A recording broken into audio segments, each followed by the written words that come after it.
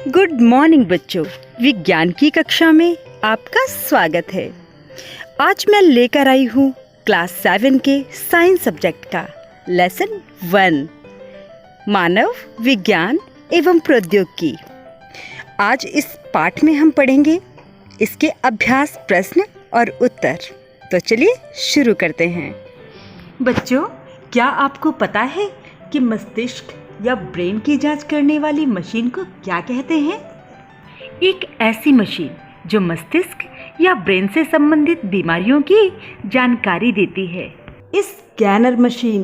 बच्चों, चित्र में आप कुछ स्कैनर मशीन देख पा रहे होंगे जो कुछ हेलमेट की तरह दिखती है।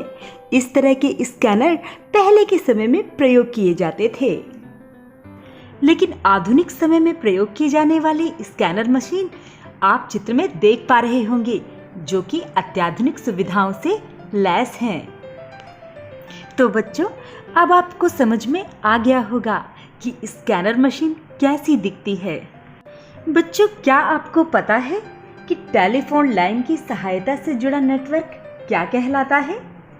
बच्चों, टेलीफोन लाइन की सहायता से जुड़ा नेटवर्क इंटरनेट कहलाता है। बच्चों, इंटरनेट एक दूसरे से जुड़े कई टेलीफोन या कंप्यूटरों का जाल है जो सर्वर के माध्यम से दुनिया के किसी भी फ़ोन या कंप्यूटर को आपस में जोड़ता है। बच्चों, सूचनाओं के आदान प्रदान करने के लिए TCP या IP प्रोटोकॉल के माध्यम से दो कंप्यूटरों या फ़ोन के बीच स्थापित संबंध को इंटरनेट कहते हैं।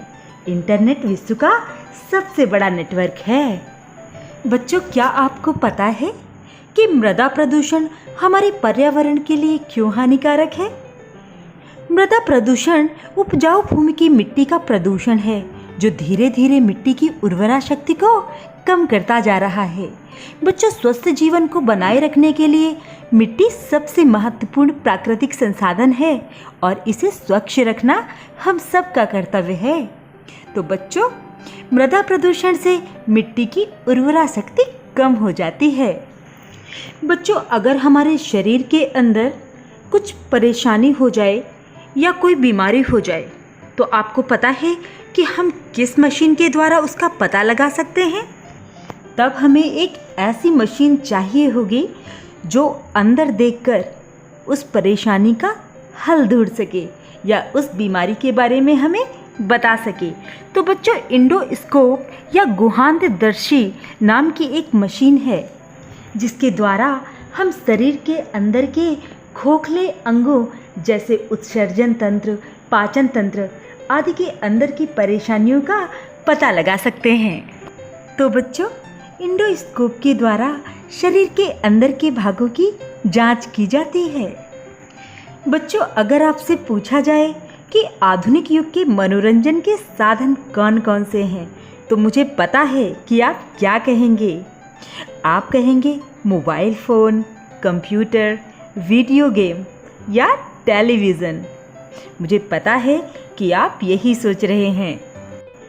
तो बच्चों, आधुनिक युग के मनोरंजन के साधन mobile phone, computer, video game और टेलीविज़न हैं। बच्चों, आपको पता है कि हरित क्रांति क्या होती है? बच्चों, आधुनिक कृषि उपकरणों, उन्नतशील बीजों, पर्याप्त सिंचाई के साधन तथा उर्वरकों के प्रयोग से कृषि उपज में आशातीत वृद्धि को हरित क्रांति कहते हैं। बच्चों, हरित क्रांति वास्तव में पूरे विश्व की क्रांति थी जिसने विकासशील देशों को खाद्यान्न उत्पादन के मामले में आत्मनिर्भर बनाया। परंतु भारत में M.K. स्वामीनाथन, जो कि कृषि वैज्ञानिक हैं, वह पहले व्यक्ति थे जिन्होंने सबसे पहले गेहूं की एक बेहतरीन किस्म को पहचाना। यह मैक्सिकन गेहूं की एक किस्म थी जिसे अपनाकर भारत ने गेहूं उत्पादन में रिकॉर्ड तोड़ सफलता प्राप्त की। इसलिए स्वामीनाथन जी को भारत में हरित क्रांति का अगुआ या जनक माना जाता है।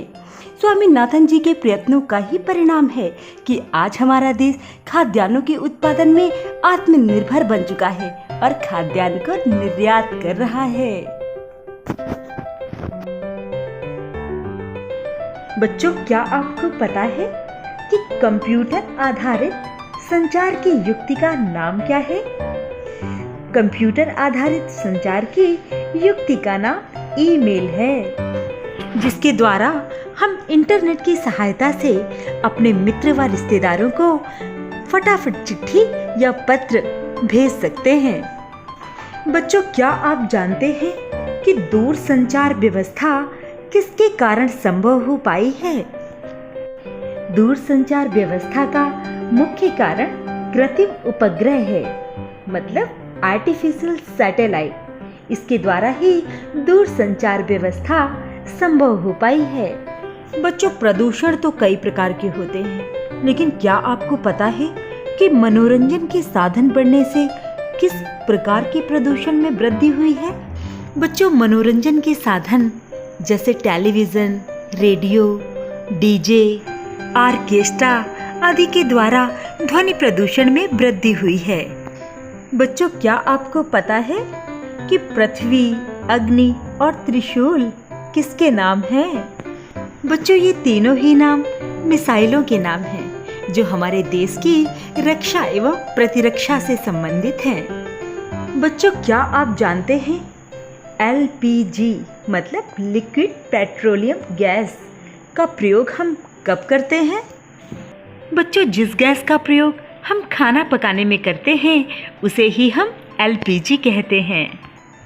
बच्चों, आपको पता है कि प्रौद्योगिकी का क्या अर्थ है? विज्ञान के नियमों एवं सिद्धांतों के अनुप्रयोग से मानव के हित में संसाधनों के निर्माण को ही प्रौद्योगिकी कहते हैं। मतलब किसी काम को आसान बनाने के लिए हम जब किसी वस्तु का निर्माण करते हैं तो उसमें विज्ञान के नियम और सिद्धांतों को लगाते हैं या उनके अनुसार हम उस वस्तु को बनाते हैं, और इसी को सरल भाषा में प्रौद्योगिकी या टेक्नोलॉजी कहते हैं। तो बच्चों, पाठ के इस भाग में आपने जाना कई महत्वपूर्ण प्रश्नों और उनके उत्तर के बारे में।